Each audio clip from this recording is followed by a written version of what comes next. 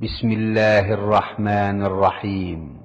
পরম করুণাময় ও অসীম দয়ালু আল্লাহর নামে শুরু।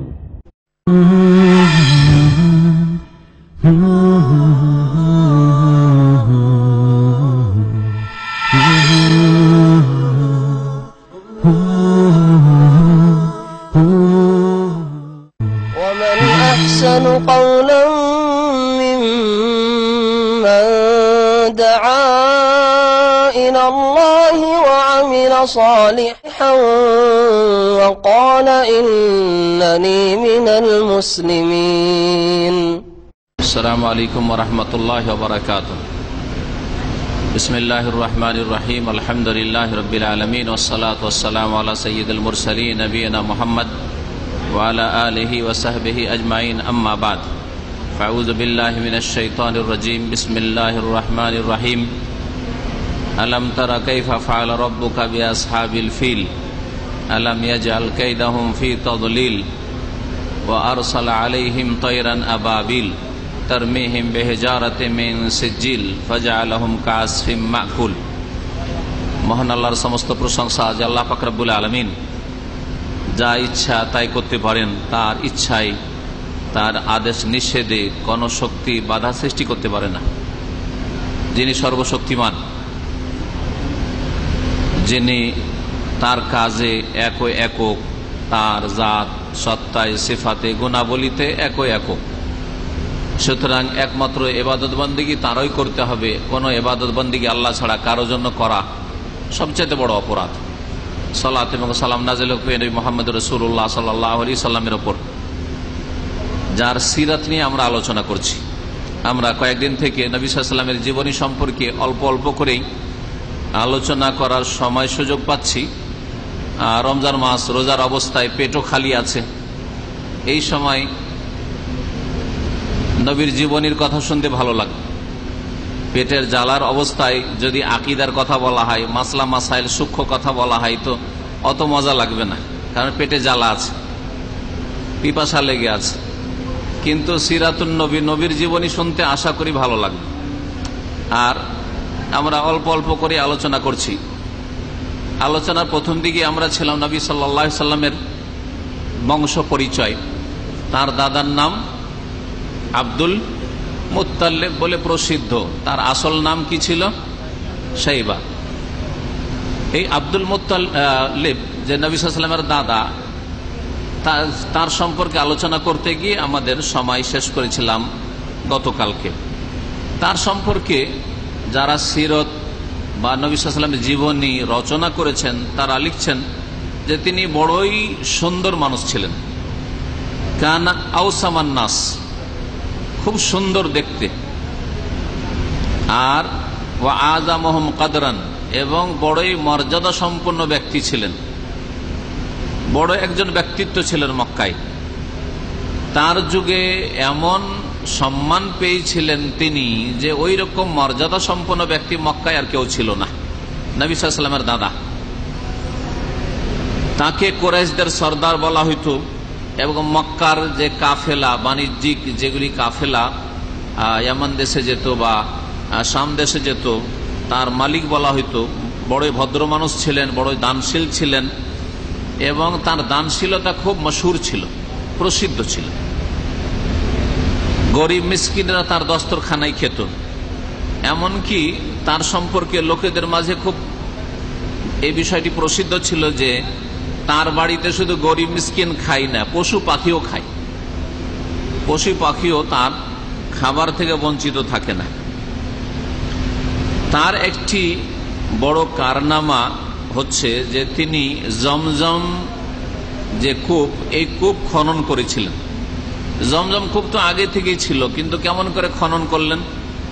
আসল ঘটনা হচ্ছে এই যে জমজম কূপকে পুঁতে দিয়ে নিশ্চিহ্ন করে চলে গেছিল এর পূর্বে জোরহম নামক একটি গোত্র। জোরহম নামক একটি গোত্র প্রাচীন যুগে মক্কায় বসবাস করত। এরা যখন সেখান থেকে নির্বাসিত হইল মক্কা থেকে, আপোষে আরবদের গোত্রীয় দ্বন্দ্ব, মারপিট, লড়াই চলতেই থাকত। এই গোত্রটি যখন মক্কা থেকে নির্বাসিত হয়ে পালাতে বাধ্য হইল, তখন তারা জমজম কূপকে পুঁতে দিয়ে চলে গেছে নিশ্চিহ্ন করে, তার কোনো নাম নিশানাই ছিল না। লোকেরা জানতো যে জমজম একটা কূপ আছে মক্কায়, কিন্তু কোন জায়গায় আছে খবরই নেই যে কোথায় পুঁতা আছে, এইরকম হয়ে গেছিল। এই আব্দুল মুত্তালেব স্বপ্নে দেখলেন একদিন, সিরাতে নবীর জীবনের কিতাবাদিতে আছে যে আব্দুল মুত্তালেব স্বপ্নে দেখলেন যে অমুক জায়গাতে জমজম কূপ আছে। আর স্বপ্ন মানুষের 3 রকম হয়, হাদিস আছে স্বপ্ন 3 রকমের হয়। আর রুইয়া মিন আল্লাহে, আর রুইয়া মিন শয়তান, আর রুইয়া হচ্ছে হলম। এই 3 রকমের স্বপ্ন আল্লাহর তরফ থেকে স্বপ্ন হয়, ফেরেশতাদের মাধ্যমে দেখানো হয়, তার সত্যতা রয়েছে, ভালো তাবির বিবরণ রয়েছে, হয়ে থাকে, স্বপ্নের ব্যাখ্যা হয়ে থাকে। আপনি যা দেখছেন তাই হচ্ছে, বা আপনার সম্পর্কে অন্য কেউ দেখছে সেটা ঘটছে, নিজে কখনো দেখা হয়, অন্য কেউ দেখে কারো সম্পর্কে, এরকম হয়ে থাকে। অনেক সময় স্বপ্নের বিবরণ ঘটতে অনেক দিন লাগে, এমন নয় যে স্বপ্ন দেখেছেন আর 1 বছরের মধ্যে 6 মাসের মধ্যে হয়ে যাবে। স্বপ্ন দেখেছেন আজকে 50 বছর পরে সেটা হইতে পারে, এরকম হয় অনেক সময়। আর স্বপ্ন দ্বিতীয় হচ্ছে শয়তানের তরফ থেকে। শয়তান মানুষকে কষ্ট দেওয়ার জন্য স্বপ্ন দেখায়। মা মারা গেছে, মাঝে মাঝে দেখেন না আপনারা, হ্যাঁ এখানে আছেন, মা মারা গেছে আর কান্নাকাটি করছে, উঠে এত মনের অবস্থা খারাপ। আজকাল টেলিফোনের যুগ না থাকলে তো আরো মুসিবত হয়ে যেত। আজকে থেকে 20 বছর আগে আমরা যখন মদিনা লেখাপড়া করেছি, সেই যুগে টেলিফোনের ব্যবস্থাই নেই, গ্রামে পর্যন্ত টেলিফোন নাই ওখানে। এইদিকে ওই রাস্তায় গিয়ে পয়সা দিয়ে কয়েন দিয়ে টেলিফোন করতে হতো, পুরাতন ভাইরা যারা আছেন। তারপরে টেলিফোন শহর ছাড়া গ্রামে গঞ্জে কোথায়। একটা যুগে বাংলাদেশে টেলিফোন করেছি, অনেক পরিচিত ভাইদেরকে টেলিফোন করছি, কাউকে আর এক বাসায় গিয়ে লেগে বসে আছে, জানেন না, টেলিফোন করছে কাউকে আর এক কার বাসায় গিয়ে কেউ উঠাচ্ছে, এত মানে অনুন্নত ছিল। তো যাক, আল্লাহর নিয়ামত যে পকেটে পকেটে একটা না কয়েকটা করে মোবাইল নিয়ে বসে আছেন, আপনারা শুকরিয়া আদায় করেন আল্লাহর নিয়ামত। আর শুকরিয়া আদায় হচ্ছে আল্লাহর ফরজ আদায় করা, শিরিক না করা, 5 ওয়াক্ত নামাজ পড়া। শুকরিয়া আদায় হচ্ছে মাহে রমজানে রোজা রাখা। শুকরিয়া আদায় হচ্ছে হারাম নাজায়েজ কাজ থেকে বেঁচে থাকা। এটা হচ্ছে শুকরিয়া। শুকরিয়া মানে এই নয় যে মোবাইলটা ব্যবহার করে বলে শুকুর আলহামদুলিল্লাহ, যেমন বাঙালি শুকরিয়া, এটা আমাদের বাঙালি শুকরিয়া কি শুকুর আলহামদুলিল্লাহ, বেনামাজি, হ্যাঁ দিন নাই, ধর্ম নাই, আমল নাই, গুনাহ, আর শুধু শুকুর আলহামদুলিল্লাহ, খেয়ে দে পেট যখন ভর্তি হলো শুকুর আলহামদুলিল্লাহ, এর নাম শুকরিয়া নয়। এটা সুন্নত মুস্তাহাব শুকরিয়া। আসল শুকরিয়া হচ্ছে ফরজ শুকরিয়া, আল্লাহর ইবাদত করতে হবে আর আল্লাহর নাফরমানি থেকে, গুনাহর কাজ থেকে বেঁচে থাকতে হবে। তো বলছিলাম যে শয়তান স্বপ্ন দেখায় মানুষকে কষ্ট দেওয়ার জন্য। আর 3 নম্বর স্বপ্ন হয় হল, মানে যা কল্পনা করেছেন, সারাদিনে যা কল্পনা জল্পনা করেছেন রাত্রে ঘুমের অবস্থায় দেখছেন, বা দিনে কোনো সময় কারোর সাথে মারামারি হয়েছে, বা একটু মেজাজ গরম হয়েছে, বা কেউ হয়তো আপনাকে একটা হুমকি দিয়েছে, রাত্রে দেখছেন আপনাকে মারতে আসছে, খুন করতে আসছে, হ্যাঁ ইত্যাদি ইত্যাদি। তো এগুলি হচ্ছে কি, অথবা রাস্তাতে দেখছেন একটা মেয়েকে দেখে খুব সুন্দরী লাগলো, আর মনটা চাইলো যে এরকম যদি বিয়ে করতে পারতাম, আর রাত্রে দেখছেন মেয়েটা হাজির হয়ে গেছে, হ্যাঁ এগুলো হচ্ছে কি শয়তানি, কি বলে স্বপ্ন। এগুলো হচ্ছে ওই যে কাল্পনিক, কল্পনা করেছেন দিনে, মনে মগজে ঘুরেছে কোন একটা মেয়ের কথা, ছেলের কথা ইত্যাদি, ওইসব রাত্রে ঘুরছে আপনার স্বপ্নে। তাহলে স্বপ্ন সত্য হয়ে থাকে, স্বপ্ন সত্য স্বপ্ন আল্লাহর তরফ থেকে। আর রুয়া সাদেকা, রুয়া সালেহা, নবী সাল্লাল্লাহু আলাইহি হাদিস রয়েছে, ভালো স্বপ্ন, সত্য স্বপ্ন আল্লাহর তরফ থেকে হয়ে থাকে এবং তার বিবরণ থাকে। অনেক সময় বাহ্যিক বিবরণ থাকে, অনেক সময় আভ্যন্তরীণ বিবরণ এত সূক্ষ্ম থাকে যে সাধারণ কেন বিশিষ্ট মানুষ অনেক সময় আলেমও বলতে পারবে না। স্বপ্ন হচ্ছে, স্বপ্নের বাহ্যিক অবস্থা খারাপ কিন্তু তাবির হচ্ছে অনেক ভালো। আবার কখনো কখনো স্বপ্ন খুবই সুন্দর, স্বপ্ন খুবই সুন্দর, হয়তো বাহ্যিক স্বপ্নটা খুবই সুন্দর কিন্তু তার তাবির বিবরণ খুবই খারাপ। আব্দুল মুত্তালিব স্বপ্নে দেখলেন যে অমুক জায়গায় জমজম কূপ আছে, স্বপ্নে তাকে বলে দেওয়া হলো, দেখিয়ে দেওয়া হলো জায়গায় যে এখানে জমজম কূপ আছে, নিশ্চিহ্ন করে দেওয়া হয়েছে, পুঁতে রাখা হয়েছে। তারপরে জমজম কূপ খনন করেছিলেন তিনি, বা তার আদেশে খনন করা হয়েছিল। এই আব্দুল মুত্তালিবের যুগেই, মানে তার নেতৃত্বের যুগে, তার যুগেই হস্তি বাহিনীর ঘটনা ঘটেছিল। এই জন্য সূরা ফিল পাঠ করেছি শুরুতে, সূরা ফিল, আলাম তারা কাইফা ফাআলা রাব্বুকা বিআসহাবিল ফিল। ফিল মানে বলতে পারেন হাতি। তো এই হস্তি বাহিনীর ঘটনা ঘটেছিল আব্দুল মুত্তালিব যুগে। আবরাহা আশরাম নামক একজন গভর্নর ইয়ামানের সে দায়িত্বশীল গভর্নর ছিল, আর ওর উপর বড় রাজা ছিল হাবাসার আবেসিনিয়ার। হাবাসা এত শক্তিশালী ছিল সেই জামানায়, তখন খ্রিস্টান দেশ ছিল হাবাসা। নাজাসি খ্রিস্টান ছিলেন, ইসলাম গ্রহণ করেছিলেন নাজাসি রাদিয়াল্লাহু তাআলা আনহু। তো এই হাবাসার রাজত্ব ইয়ামানে পর্যন্ত চলছিল। সমুদ্র লোহিত সাগর পার করে হাবাসা আফ্রিকায়, আবেসিনিয়া, ওখান থেকে এসে আরব জাজিরা আরব উপদ্বীপের ইয়ামানেও রাজত্ব ছিল এই হাবাসার খ্রিস্টানদের। বড় নেতৃত্ব হাবাসাই, আর এখানে তাদের দায়িত্বশীল গভর্নর ছিল আবরাহা। এটা হচ্ছে আসল ঘটনা। আমাদের দেশের অনেক বক্তারাও জানে না, আর সাধারণ লোকও জানে না আবরাহা কে ছিল। ইয়ামানের বাদশাহ ছিল, ইয়ামানের বাদশাহ না।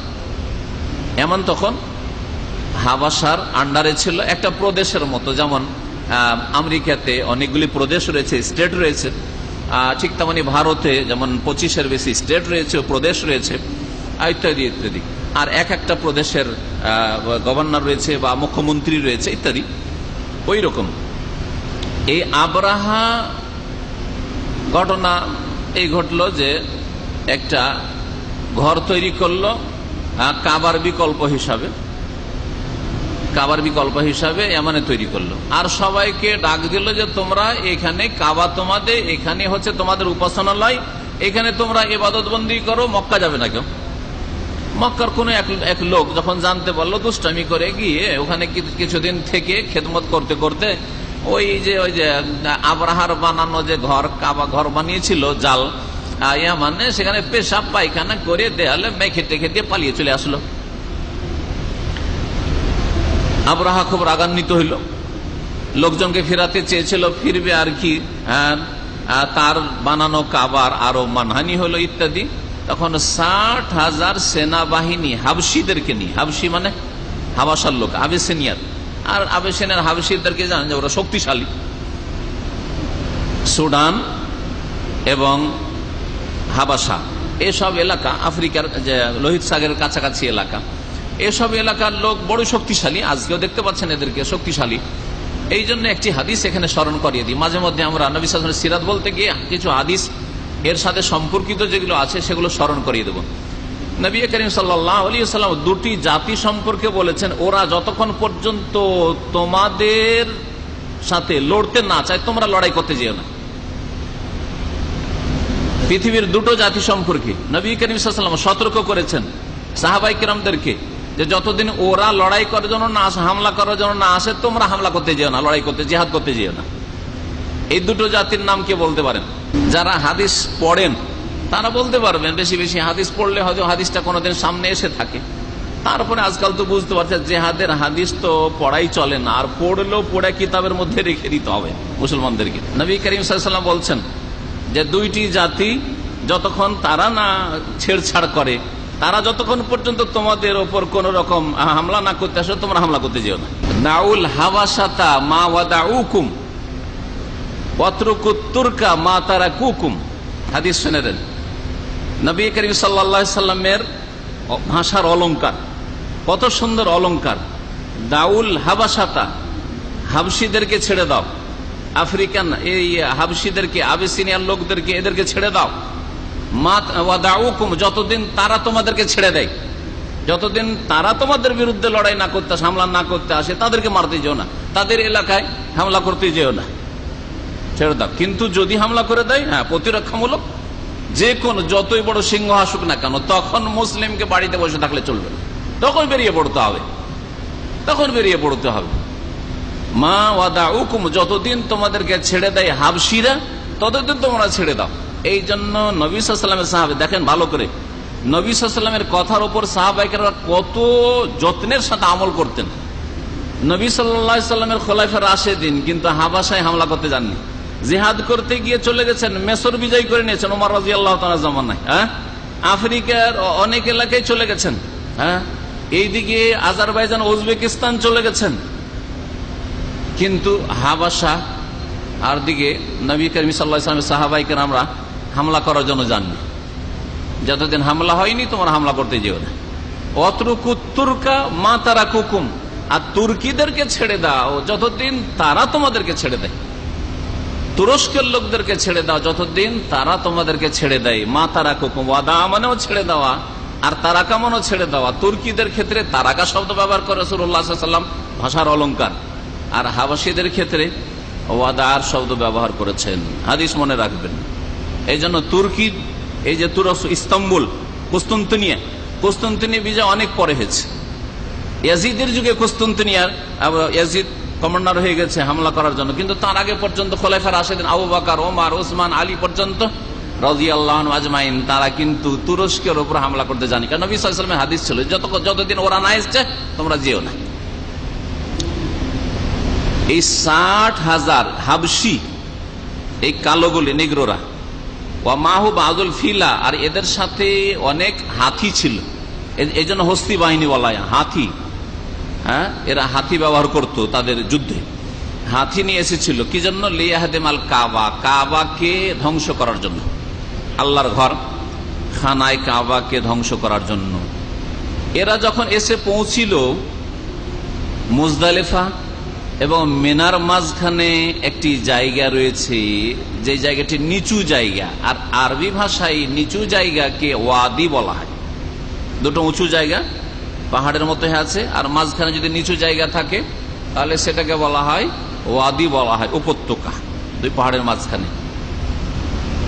এই ওয়াদির নাম হচ্ছে ওয়াদিয়ে মুহাসসির। মুহাসসির নামটি পরে পড়েছে, এই ঘটনা ঘটার আগে মুহাসসির নাম ছিল না, এমনি ওয়াদি, বাতনুল ওয়াদি। বাতনুল ওয়াদি নবী সাল্লাল্লাহু আলাইহি ওয়াসাল্লামের হাদিসে রয়েছে, হজের হাদিসগুলিতে।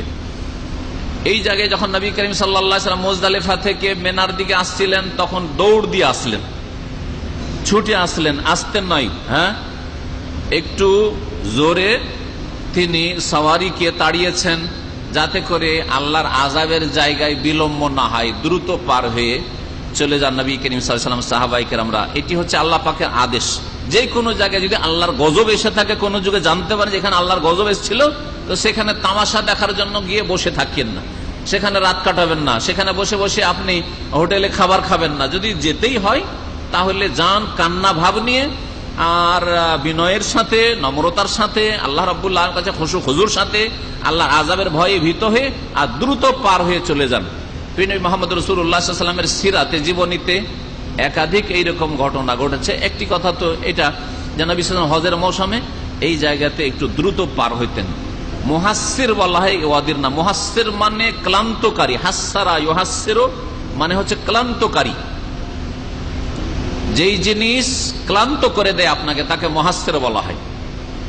তো মুহাসসির কেন এই উপত্যকার নাম? এই জন্য যে এই জায়গায় মুজদালিফা আর মেনার মাঝখানে যখন এই হস্তি বাহিনী হাতিগুলি নিয়ে পৌঁছিল আবরাহা, তখন ওখানে এসে আবরাহার হাতি বসে গেল, আর উঠে না। এত মারপিট করলো হাতিকে, হাতি আর উঠছে না। ভাবলো যে হাতি কি আসলে অচল হয়ে গেল। উল্টো দিকে যখন ইয়ামানের দিকে টান দেয়, মানে মক্কার দিকে নয়, মেনার দিকে নয়, যখন মুজদালিফার দিকে উল্টো দিকে ইয়ামানে যাওয়ার জন্য টান দেয়, তখন হাতি দৌড় দিতে শুরু করে। এখানে জ্ঞানীকে বুঝে নেওয়া উচিত ছিল। যদি আবরাহা জ্ঞানী হতো, বোকা নির্বোধ না হতো, তো ওখানে বুঝে নেওয়া উচিত ছিল যে এখানে আল্লাহ পাকের কোন মুজিজা, অলৌকিকত্ব আছে, যে হাতি উল্টো দিকে ইয়ামানের দিকে টান দিচ্ছে, এত দৌড় দিচ্ছে এত জোরে। আর যখন মক্কার দিকে তাড়াচ্ছি তখন বসে যাচ্ছে কেন? তাহলে আমাকে এখান থেকে তওবা করে ফেরা উচিত। হ্যাঁ, জ্ঞানীকে ইশারা যথেষ্ট। মুসলিমদের জীবনে কত বালা মুসিবত আসছে, কিন্তু শিখছেন না। আসমানি দুর্যোগ, জমিনি দুর্যোগ, পারিবারিক সমস্যা, সামাজিক সমস্যা, অর্থনৈতিক সমস্যা, বাপ মায়ের সাথে সমস্যা, স্বামী স্ত্রীতে সমস্যা, কারো স্ত্রী পালিয়ে গেল, কারো মেয়ে পালিয়ে গেল, কারো ছেলে বউ উঠিয়ে নিয়ে চলে আসলো। এগুলি কি আমাদের সমাজে হয় না? বাড়িতে হয় না? কিন্তু আমাদের দেশের মানুষরা এইসব থেকে শিখতে চায় না। আমা আসাবাকুম মিন মুসিবাতিন ফাবিমা কাসাবাত আইদিকুম, তোমাদের উপরে যে কোনো যে মুসিবত যখন আসে, সেটা তোমাদের কৃত কর্মের কারণে আসে, তোমাদের পাপাচারের কারণে আসে, তোমাদের অন্যায়ের কারণে আসে। ওয়া ইয়াফু আন কাসীর, আর আল্লাহ বহুবার মাফ করেন। আল্লাহ বহুবার ক্ষমা করার পরে, ছেড়ে দেওয়ার পরে তারপর আল্লাহ পাক রব্বুল আলামিন ধরেন। তো আবরাহার হাতি বসে গেল, আর আসে না, কোনো মতে আসে না। যখন এই জায়গায় পৌঁছিল তখন আল্লাহ রাব্বুল আলামিন দলে দলে পাখি পাঠিয়ে দিলেন। দলে দলে পাখি, ছোট ছোট পাখি, আর পাখির ঠোঁটে আর পায়ে কঙ্কর, আর প্রত্যেকটা ক্ষুদ্র ক্ষুদ্র কঙ্কর, আর কঙ্করের নাম লেখা আছে যে কোনটা কার ওপর ফেলতে হবে, কোনটা কার ওপর ফেলতে হবে।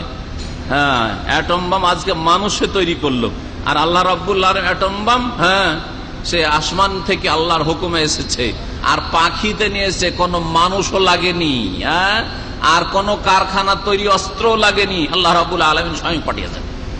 আল্লাহ পাক যখন কোনো কিছুর হেফাজত করতে চান, কারো যখন হেফাজত করতে চান, তখন আল্লাহ রাব্বুল এইভাবে তার আসমানি মদদ নামিয়ে থাকেন, এতে কোনো সন্দেহ নেই। এগুলি বাস্তব প্রমাণ আল্লাহর অস্তিত্বের। যারা নাস্তিক তাদেরকে বলছি যে এই আল্লাহর আযাব গজবগুলি এসেছে, এগুলোকে ইতিহাসের পাতায় যেহেতু আছে, অস্বীকার করার কোনো ক্ষমতা নেই। তাহলে এটা বাস্তব প্রমাণ করে যে আল্লাহ আছেন। এটাও কি প্রাকৃতিক দুর্যোগ যে পাখির ঠোঁটে আর পায়ে ছোট ছোট কঙ্কর আর ফেললো, আর সব ধ্বংস হয়ে একবারে কাসফিম মাকুল, ভক্ষিত ভূষার মতো, এক তো ভূষাই ভূষা, চূর্ণ বিচূর্ণ, তারপরে সেটা খাওয়ার পরে গরুতে মহিষে খেয়েছে, আর খাওয়ার পরে যখন গোবরের সাথে ভূষাগুলি বেরোচ্ছে, সেই রকম করে আল্লাহ রাব্বুল আলামিন ধূলিসাৎ করে দিলেন, একবারে চূর্ণ বিচূর্ণ করে দিলেন তাদেরকে। আল্লাহ রাব্বুল আলামিন বলছেন এটা কি মিথ্যা ঘটনা? এটা কি শুধু কোরআনে বলা হয়েছে, না আরব মুশরিকেরাও সাক্ষী রয়েছে? আমার প্রশ্ন, শুধু যদি কোরআনে থাকতো তো একজন নাস্তিক বেদিন, ইসলামের দুশ্মন, সে বলতো যে আমরা তো কোরআন বিশ্বাস করি না।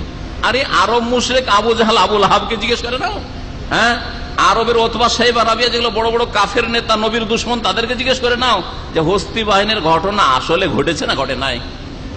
আরবদের স্মৃতিতে ছিল না ছিল না, আরবদের কাব্য রচনায়, তারপরে তাদের লিখনিতে সেই যুগে যদিও দু চারজন লিখার মতো লোক ছিল, আছে না নেই? আছে, অবশ্যই আছে। তাহলে বোঝা গেল যে আল্লাহ আছেন।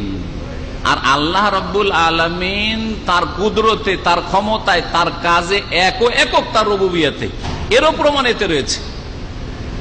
আব্রাহার মতো শক্তি, আর তার পিছনে আবার হাবাসার এত বড় খ্রিস্টান শক্তি, সেই শক্তি তো আল্লাহর আযাবকে প্রতিরোধ করতে পারলো না। জি হ্যাঁ, প্রমাণ করে যে আল্লাহ পাক যদি কোনো কিছু করতে চান, তাহলে কেউ সেটা খণ্ডন করতে পারেন। ইন্নামা আমরুহু ইযা আরাদা শাইআন আন ইয়াকুলা লাহু কুন ফায়াকুন। আল্লাহর কাজ হচ্ছে যখন কোনো কিছু করতে চান, তখন কুন হয়ে যাও বললে তা হয়ে পড়ে, কোনো শক্তি তাদের বাধা দিতে পারে না। যেই আল্লাহর অস্তিত্ব আছে, যে আল্লাহ রাব্বুল তার কাজে সর্বশক্তিমান, একক কোনো শরীক নেই, সেই আল্লাহরই ইবাদত বন্দি করতে হবে। এটাই হচ্ছে তাওহীদুল ইবাদা, এটাই হচ্ছে তাওহীদুল উলুহিয়্যা। আপনার ইবাদত বন্দেগী, রুকু, সিজদা, দোয়া, মান্নত, হ্যাঁ, ইত্যাদি যতগুলি ইবাদত বন্দেগী রয়েছে, ভয় ভীতি, অন্তরের ইবাদত, জবানের ইবাদত, অঙ্গ প্রত্যঙ্গের ইবাদত, সমস্ত রকমের ইবাদত একমাত্র আল্লাহর জন্য খাস করবেন।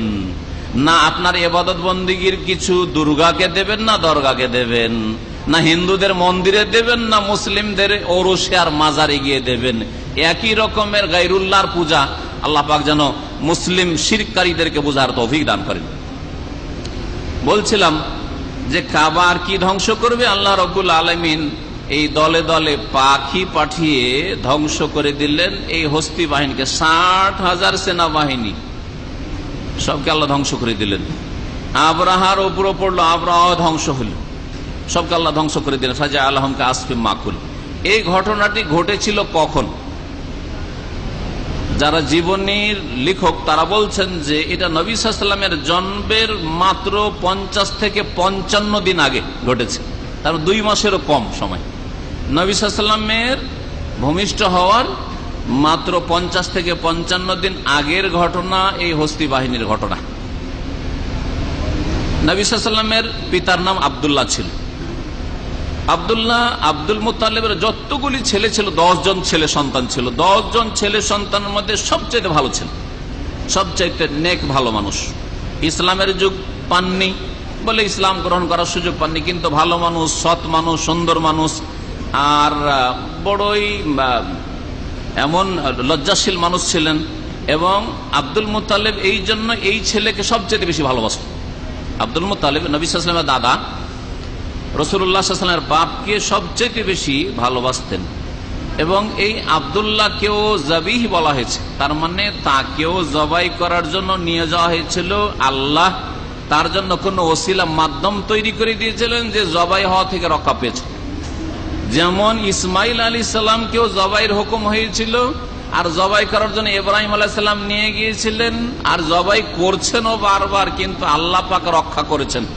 কোরআনে কারীম আল্লাহ পাক ইরশাদ করেছেন যে ফাদাইনাহু বিযিবহিন আযীম, সূরা সাফফাতে আল্লাহ পাক ইরশাদ করেছেন যে আমি মুক্ত করেছিলাম, রক্ষা করেছিলাম ইসমাইল আলাইহিস সালামকে ইব্রাহিমের ছুরি থেকে, বিযিবহিন আযীম, এক মহান পশুর দ্বারা। আল্লাহ পাক আসমান থেকে এক পশু পাঠিয়ে দিয়ে, দুম্বা পাঠিয়ে দিয়ে দুম্বা জবাই হয়ে গেল, আর ইসমাইল আলাইহিস সালামকে ফেরেশতারা সরিয়ে নিলেন, তিনি রক্ষা পেলেন। এইভাবে রক্ষা পেয়েছিলেন ইসমাইল আলাইহিস সালাম, যিনি পূর্বপুরুষ মুহাম্মদুর রাসূলুল্লাহ সাল্লাল্লাহু আলাইহি ওয়াসাল্লামের, তিনিও বাপ, অপরের বাবা। আর সরাসরি বাবা আব্দুল্লাহ, তিনিও তারও জবাই হয়েছিল, বা জবাই করতে তাকে নিয়ে যাওয়া হয়েছিল। আব্দুল মুত্তালিব জবাই করতে নিয়ে গিয়েছিলেন। কেন?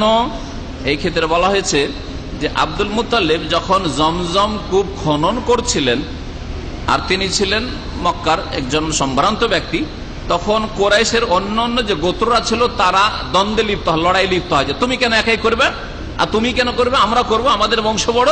এই বংশীয় ঝগড়া শুরু হয়ে যায়। ওই সময় তিনি মান্নত করে ফেলেন।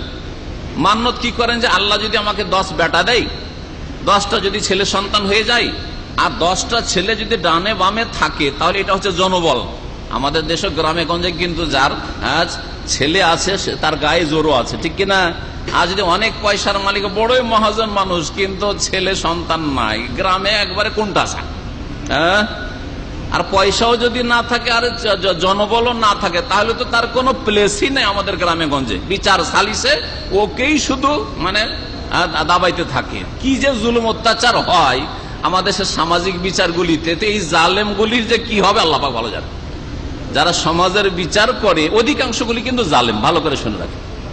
ইসলাম দিয়ে তো বিচার করে না, এখানে যখন ইসলাম প্রতিষ্ঠা হয় না, তো আবার ওই সিংহাসনে কেন তাকাইতে চাইছেন, যেখানে 16 কোটি মানুষের ব্যাপার স্যাপার আছে।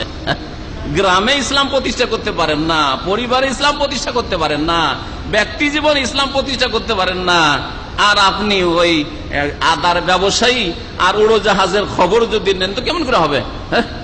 নিজের বাড়িটা ঠিক করতে পারছেন না, নিজের পরিবারটা ঠিক করতে পারছেন না, নিজের গ্রাম ঠিক করতে পারছেন না, জুলম অত্যাচার হচ্ছে, অন্যায়ের প্রতিবাদ করার তৌফিক হয় না, ভালো মানুষ পাওয়া যায় না গ্রামে। তো কথা হচ্ছে যে যেখান থেকে আমরা পারছি সেখান থেকে শুরু করতে হবে।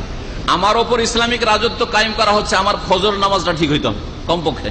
নিজে ফজর নামাজে জাগতে পারেন না, আর অন্যকে ফজর নামাজ পড়াইবেন আপনি, ওই যে বল প্রয়োগ করে সব ঠিক করে নেব, আমরা প্রশাসন ক্ষমতা হাতে পেলে সবকে ঠিক করে দেবো। আরে বাবা, নিজেকে ঠিক করেন, আপনি আগে নিজেকে ঠিক করেন আল্লাহর রাস্তায়। তো যাই হোক, মান্নত করেছিলেন যে আল্লাহ যদি আমার 10 বেটা দেয়, তাহলে একটাকে আমি জবাই করে দেবো, একটাকে জবাই করে দেবো। তারপরে জবাই করবেন, এখন 10টা পুরা হয়ে গেল, 10 ছেলে সন্তান হয়ে গেছে। করা শুরু করলেন, লটারি করে। লটারি তো যতবার লটারি করে শুধু ওই রাসূলুল্লাহ সাল্লাল্লাহু আলাইহি ওয়াসাল্লাম বাপের নাম আসে, আব্দুল্লাহর নাম আসে বারবার। আরে ঝামেলা, আব্দুল্লাহকে জবাই হইতে হয়, বারবার শুধু আব্দুল্লাহর নাম ওঠে। আব্দুল্লাহকে জবাই করে দিবে, জবাই করার জন্য নিয়ে চললো। নিজের বংশের লোকের আত্মীয় স্বজন যারা ছিল আব্দুল মুত্তালিবের, বলছেন না, এত সুন্দর ছেলেকে জবাই করতে দেবো না, জবাই করতে দেবো না। সবাই যখন বারণ করলো, তখন বলছে তাহলে আমি যে মান্নত করেছি কি করব? 10টা করে উট দিতে দিতে দিতে দিতে 100টা উট জবাই করলো। 100টা উট জবাই করার পরে তখন তার নাম আর উঠলো না। যাই হোক, ক্ষান্ত হলো যে যাক, কাজ হয়ে গেছে। এখন এইদিকে 10টা করে উট, আর এদিকে আব্দুল্লাহ নাম, 10টা করে নাম উট আর আব্দুল্লাহ নাম, হ্যাঁ, যে কোনটাতে উঠছে। 10টা করে উঠে না, যদি আব্দুল্লাহ নাম উঠে। যখন 100টা পুরা হয়ে গেল, তখন উটের নাম উঠছে আর আব্দুল্লাহ নাম উঠলো না, বেঁচে গেল, আব্দুল্লাহ বেঁচে গেল। এই জন্য আরবরা সেই যুগ থেকে আরবদের রীতিনীতি চলে আসছে যে একজন মানুষকে খুন করলে দিয়াত দিতে হবে 100 উট, দিয়ে দিতে হবে 100 উট। এটা আগে থেকে চলে আসছিল, ইসলাম আসার পূর্ব যুগ থেকে। পরে কোরআনে কারীম যখন নাজিল হইল, নবী সাল্লাল্লাহু আলাইহি ওয়াসাল্লামের হাদিস, তখন এই বিষয়টিকে ইসলামের বিধিবিধানে বহাল রাখা হলো যে রক্তপণ হিসাবে কেসাসের বদল কেসাস। কেউ যদি খুন করে তো, আর যদি দাবি করে যে আমরাও খুন করতে চাই, যাকে খুন করা হয়েছে নিহত ব্যক্তি তার আত্মীয় স্বজন খুন করতে চাই তো খুন করে নেবে। আর যদি বলে যে না আমরা মাফ করে দেবো, কিছুই নেব না আর খুনও করবো না, মাফও করতে পারে। আর যদি বলে না মাফ করবো না, পয়সা নেব, রক্তপণ নেবো, তো 100 উট নিতে পারে বা তার মূল্য নিতে পারে। আজকাল সৌদি আরবে যদি এইরকম কোন ঘটনা হয়, হ্যাঁ, ইচ্ছা করে যদি খুন করে থাকে তাহলে তো এই ক্ষেত্রে কেসাস। ইচ্ছা করে যদি নয়, ভুল অ্যাক্সিডেন্ট করে মেরেছে, হ্যাঁ, কাতলে খাতা যদি হয়, ভুল বশত যদি হত্যা হয়ে গিয়ে থাকে, কোনো মানুষ মারা গিয়ে থাকে, তাহলে 100 উটের মূল্য দিতে হয়। এই 100 উটের মূল্য দিতে গিয়ে আজকাল উটের দাম অনেক বেড়ে গেছে। আজকে থেকে 15 বছর 18 বছর আগে আমরা যখন আদালতে যেতাম, দেখতাম যে 1 লাখ টাকা দিলেই একটা লোকের হয়ে যেত, যে একটা অ্যাক্সিডেন্ট করেছে, একটা লোকে মারা গেছে, 1 লাখ রিয়াল দিলে হয়ে যেত। এখন 5 লাখ রিয়ালের বেশি লেগে যায়। যে এই হচ্ছে দিয়াত, যে দিয়াতের কথা নবী করিম সাল্লাল্লাহু আলাইহি ওয়াসাল্লামের হাদিসে রয়েছে। ওয়াফাদা আব্দুল্লাহ বিমিআতিন মিনাল ইবলি, 100 উট দিয়ে, 100 উট দাও জবাই করে আল্লাহর রাস্তায় গরিব মিসকিনকে খাওয়িয়ে এই আব্দুল্লাহকে মুক্ত করা হয়েছে। আর ইসমাইল আলাইহিস সালামকে মুক্ত করা হয়েছে আল্লাহর তরফ থেকে, আসমান থেকে একটি দুম্বা পাঠিয়ে।